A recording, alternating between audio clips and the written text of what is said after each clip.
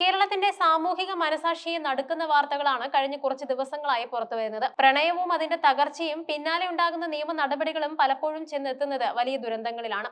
തിരുവനന്തപുരം ജില്ലയിലെ തോന്നയ്ക്കൽ ലാൽബാഗ് നഗർ ഉഷഭവനിൽ കിരൺ എന്ന യുവാവിന്റെ മരണം ഇത്തരത്തിൽ ഗൗരവകരമായ ചില ചർച്ചകൾക്ക് വഴി തുറന്നിരിക്കുകയാണ്. ഒരു പരാതിക്ക് പിന്നാലെ യുവാവ് ജീവനൊടുക്കിയ ഈ സംഭവം കേവലം ഒരു ആത്മഹത്യ എന്നതിലുപരി ഇന്നത്തെ തലമുറ നേരിടുന്ന സൈബർ സുരക്ഷാ ഭീഷണികളെയും മാനസിക സമ്മർദ്ദങ്ങളെയും വരച്ചു കാട്ടുന്നുണ്ട്. കിരണും ഒരു പെൺകുട്ടിയും തമ്മിൽ പ്രണയത്തിലായിരുന്നു.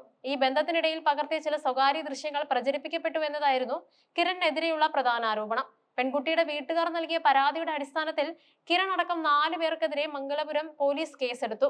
താൻ ആ ദൃശ്യങ്ങൾ പ്രചരിപ്പിച്ചിട്ടില്ലെന്നും തന്റെ ഫോണിൽ ഉണ്ടായിരുന്ന ദൃശ്യങ്ങൾ മറ്റാരോ എങ്ങനെയോ കൈക്കലാക്കി പ്രചരിപ്പിച്ചതാണെന്നുമാണ് കിരൺ സുഹൃത്തുക്കളോടും ബന്ധുക്കളോടും പറഞ്ഞിരുന്നത്.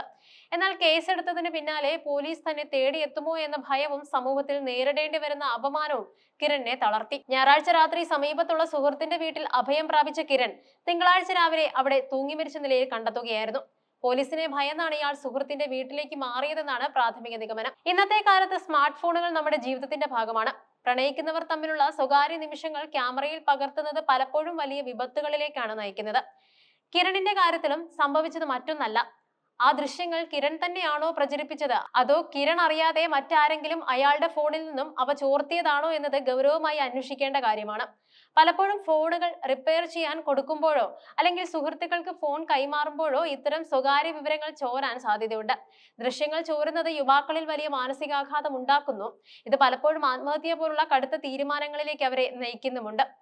കേരളത്തിലെ നിയമവ്യവസ്ഥയിൽ ഇത്തരം കേസുകളിൽ പ്രതിയാക്കപ്പെടുന്നത് വലിയൊരു സാമൂഹിക കളങ്കമായാണ് കാണുന്നത്. സത്യം തെളിയുന്നതിന് മുൻപ് തന്നെ വ്യക്തിയെ കുറ്റവാളിയായി സമൂഹം വിധിക്കുന്നു. കിരണിന്റെ കാര്യത്തിൽ തന്നെ പോലീസ് പിടിച്ചുകൊണ്ടുപോകുമെന്ന ഭയവും നാട്ടുകാരുടെ മുന്നിൽ താൻ അപമാനിക്കപ്പെടുമെന്ന ചിന്തയുമാണ് അദ്ദേഹത്തെ തളർത്തിയത്. യഥാർത്ഥത്തിൽ കിരൺ കുറ്റവാളിയാണോ എന്ന് കോടതി കണ്ടെത്തേണ്ടിയിരുന്നു. എന്നാൽ അതിനു മുൻപ് തന്നെ മരണത്തിന് കീഴടങ്ങാനാണ് അദ്ദേഹം തീരുമാനിച്ചത്.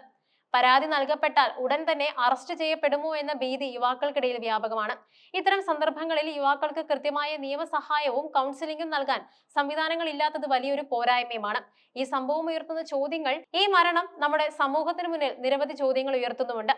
പ്രണയബന്ധങ്ങളിൽ ഇത്തരം ദൃശ്യങ്ങൾ പകർത്തുമ്പോൾ അതിന്റെ പ്രത്യാഘാതങ്ങളെക്കുറിച്ച് യുവാക്കൾ ബോധവാന്മാരാണോ? ദൃശ്യങ്ങൾ പ്രചരിപ്പിച്ചവർ ആരായാലും അവരും ഈ മരണത്തിൽ ഉത്തരവാദികളല്ലേ? കിരൺ അല്ല ഇത് ചെയ്തതെങ്കിൽ യഥാർത്ഥ പ്രതികൾ ഇപ്പോഴും പുറത്തല്ലേ? കേസെടുത്താൽ ഉടൻ ആത്മഹത്യയിലേക്ക് നയിക്കുന്ന തരത്തിലുള്ള ഭീതി യുവാക്കളിൽ ഉണ്ടാകുന്നത് എന്തുകൊണ്ടാണ്? കുറച്ചുകൂടി സമാധാനപരമായ അന്വേഷണം നടത്താൻ പോലീസിന് സാധിക്കുമായിരുന്നില്ലേ? സുഹൃത്തുക്കളുടെയും ബന്ധുക്കളുടെയും വെളിപ്പെടുത്തൽ കിരണിന്റെ അടുത്ത സുഹൃത്തുക്കളുടെ അഭിപ്രായത്തിൽ അദ്ദേഹം വളരെ വിഷമത്തിലായിരുന്നു. ദൃശ്യങ്ങൾ പുറത്തുപോയത് എങ്ങനെയാണെന്ന് അയാൾക്ക് അറിയില്ലായിരുന്നു. താൻ നിരപരാധിയാണെന്ന് തെളിയിക്കാൻ സാധിക്കില്ലെന്ന തോന്നലായിരിക്കാം ഒരുപക്ഷെ ഇത്തരം ഒരു തീരുമാനത്തിന് പിന്നിൽ. 4 പേർക്കെതിരെ കേസെടുത്തതിൽ നിന്ന് തന്നെ ഇതിൽ കിരൺ മാത്രമായിരുന്നില്ല ഉൾപ്പെട്ടിരുന്നത് എന്ന് വ്യക്തവുമാണ്. ബാക്കി 3 പേർക്കും ഇതിൽ എന്ത് പങ്കുണ്ടായിരുന്നു എന്നതും പോലീസ് അന്വേഷിക്കേണ്ടതുണ്ട്. നമ്മൾ പഠിക്കേണ്ട പാഠങ്ങൾ, ഓരോ ആത്മഹത്യയും സമൂഹത്തിനൊരു മുന്നറിയിപ്പാണ്.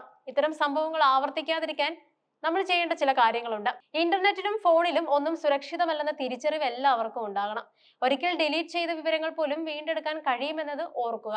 വീട്ടുകാരോടും സുഹൃത്തുക്കളോടും ഇത്തരം പ്രശ്നങ്ങൾ തുറന്നു പറയാനുള്ള സാഹചര്യം ഉണ്ടാകണം. നിയമ നടപടികളെ ഭയക്കാതെ നേരിടാൻ അവരെ പ്രാപ്തരാക്കണം. സൈബർ നിയമങ്ങളെ കുറിച്ചുള്ള അറിവുണ്ടായിരിക്കണം. കുറ്റകൃത്യങ്ങളിൽ പ്രതിയാക്കപ്പെട്ടാൽ എന്ത് ചെയ്യണം, എങ്ങനെയൊക്കെ നിയമസഹായം ലഭിക്കും എന്നതിനെ കുറിച്ച് അവബോധം നൽകണം.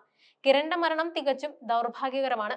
യഥാർത്ഥ കുറ്റവാളികളെ കണ്ടെത്തി മാതൃകാപരമായ ശിക്ഷ നൽകുക വഴി മാത്രമേ കിരണിന്റെ കുടുംബത്തിന് നീതി ലഭിക്കൂ. പ്രണയവും വിശ്വാസവും തകരുന്നിടത്ത് ജീവൻ അവസാനിപ്പിക്കുന്നതല്ല പരിഹാരം. നിയമത്തെയും സത്യത്തെയും മുറുകെ പിടിച്ച് മുന്നോട്ട് പോകാനുള്ള കരുത്താണ് ഇന്നത്തെ യുവാക്കൾ ആർജിക്കേണ്ടത്. ഒരു ഫോൺ കോളിലോ അല്ലെങ്കിൽ ഒരു ചെറിയ അശ്രദ്ധയിലോ അവസാനിക്കേണ്ടതല്ല മനുഷ്യജീവൻ. ഇത്തരം വാർത്തകൾ കേവലം വാർത്തകളായി മാറാതെ നമ്മുടെ സമൂഹത്തിലെ വലിയൊരു മാറ്റത്തിനുള്ള തുടക്കമാവട്ടെ.